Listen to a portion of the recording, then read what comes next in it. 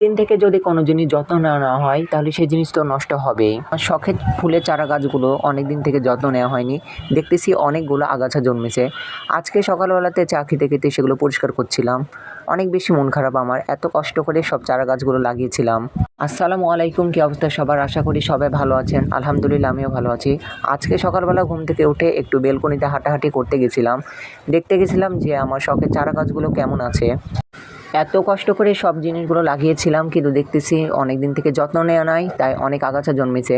যাই হোক, আগাছা যখন জন্মেছে সেগুলো আজকে পরিষ্কার করে ফেলতে হবে। যেহেতু কলেজ ছুটি, তাই আজকে সকালবেলাতে খুব তাড়াতাড়ি ঘুম থেকে উঠে গেছি। এমনিতেও তাড়াতাড়ি ঘুম থেকে উঠি, কিন্তু পড়াশোনার চাপে সেরকম বেলকনিতে আসা হয় না। তবে আজকে ছুটি পাইছি, আজকে এই চারা গাছগুলোর যতগুলো আগাছা আছে সব কিছু পরিষ্কার করব। যেহেতু ফুলের গাছগুলো ঘন হয়ে আছে, তার মধ্যে ছোট ছোট আগাছাগুলো পরিষ্কার করতে খুবই বিরক্ত লাগছিল। তবে যাই হোক, ধৈর্য সহকারে সব কিছু পরিষ্কার করে ফেলেছি। এই যে ফাইনালি সমস্ত আগাছাগুলো পরিষ্কার করা শেষ। আজকে যেহেতু সকালবেলার আবহাওয়াটা অনেক বেশি ভালো ছিল আর প্রচুর বাতাস বইছে, এত বেশি ভালো লাগছিল। অন্যদিন তো বেলকনিতে রোদের জ্বালাতে আসাই যায় না।